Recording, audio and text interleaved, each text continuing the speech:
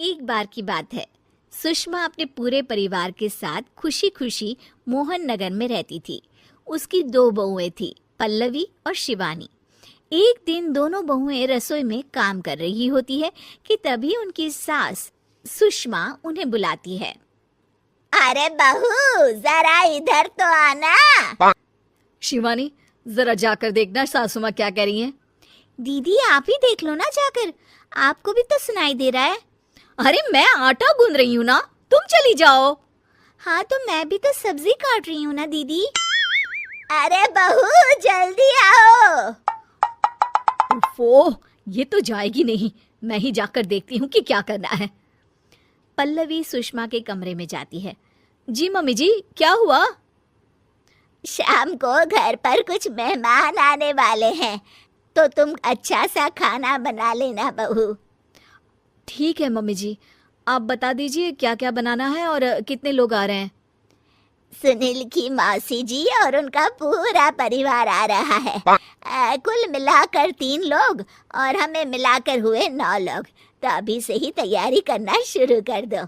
और हाँ, घर की सफाई भी कर देना, हाँ, अच्छे से। जी मम्मी जी, सब काम हो जाएगा, आप चिंता मत कीजिए।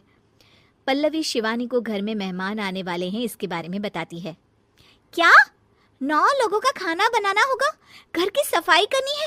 बाप रे, सासू माँ ने तो हमें घर की नौकरानी ही समझ कर रखा है। ऐसा नहीं बोलते शिवानी, हम इस घर की बहू हैं और घर के काम करना हमारा फर्ज है। दीदी तो है ही सासू माँ की चमची, जब देखो सासू माँ। मैं तो इतना सारा काम नहीं करने वाली। शिवानी कपड़े लेकर गमला साफ कर रही होती है और चक्कर आने का नाटक करने लगती है। मेरा सर चकरा रहा है। तभी वहां पल्लवी और सासू माँ जाते हैं। अरे बहू, क्या हो गया तुम्हें? मम्मी जी, बहुत तेज सर में दर्द हो रहा है। तुम एक काम करो शिवानी, आराम कर लो। नहीं दीदी, घर में मेहमान आने वाले हैं, मुझे आपकी मदद करनी चाहिए। अरे कोई बात नहीं शिवानी, तुम आराम कर लो, मैं सब काम कर लूंगी। ठीक है दीदी, अगर आप इतना कह रही हैं तो आराम कर लेती हूँ। शिवानी आराम से अपने कमरे में मैगजीन पढ़ रही होती है। इसे कहते हैं आराम की जिंदगी। इतना सारा काम। चलो, सारा काम खत्म हो गया, शिवानी को देख आती हूँ। शिवानी अपने कमरे में ईयरफोन में गाने सुनते सुनते सो जाती है और उसके साइड में मैगजीन भी रखी होती है। पल्लवी वहाँ आ जाती है और वो सब देखती है। ओहो, तो मतलब सब काम चोरी का बहाना था। अभी बताती हूँ इसको। घर का सारा काम मुझे करना पड़ा और ये महारानी यहाँ मैगजीन पढ़ रही है, गाने सुन रही है। पल्लवी रसोई से एक प्लेट और चम्मच लेकर आती है और शिवानी को थाली बजाकर उठाने लगती है। शिवानी अचानक से उठती है। उठ गई महारानी, गाने भी सुन लिए, मैगजीन भी पढ़ ली। तुम तो बहुत बड़ी झूठी निकली शिवानी। तुमने सर दर्द का बहाना बनाया ताकि काम करने से बच सको।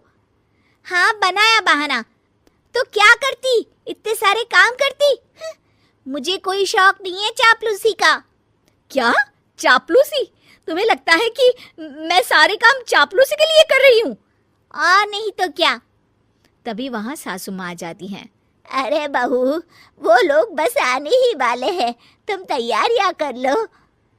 जी सासू माँ, तुझे तो मैं बाद में देखती हूँ। सब खाना खाने बैठते हैं और खाना शुरू करते हैं। तभी सुनील की मौसी बोलती है। वाह भाई वाह, खाना तो बहुत ही अच्छा बना है सुषमा जी, एक एक चीज में क्या स्वाद है। ये सुनकर शिवानी मुंह बना लेती है। उसे अपनी जेठानी की इतनी तारीफ रास नहीं आती। आपकी बहुएं तो बहुत ही अच्छा खाना बनाती हैं। हाँ, बनाती तो दोनों ही अच्छा है, पर आज ना ये सारा खाना बड़ी बहू ने बनाया है। छोटी बहू की तबीयत ठीक नहीं थी, सो इसलिए। मानना पड़ेगा सुषमा जी, आपकी बड़ी बहू तो बहुत ही गुणवान है। पल्लवी की तारीफ सुनकर शिवानी को जलन होती है। पल्लवी ये सुनकर खुश हो जाती है और शिवानी की तरफ देखकर उसे चिढ़ाती है। कुछ देर बाद मेहमानों के जाने का वक्त हो जाता है। मौसी जी सबके लिए उपहार लाई होती है, वो सबको शगुन के पैसे देती हैं और अंत में पल्लवी के पास आती है। तुम्हारे लिए शगुन का लिफाफा तो है ही, पर बहू तुम्हें एक और उपहार भी मिलेगा इतना अच्छा खाना बनाने के लिए। मौसी अपने सोने के कंगन निकालकर पल्लवी को पहना देती है। ये लो, ये मेरे मनपसंद कंगन है, अब से ये तुम्हारे हुए।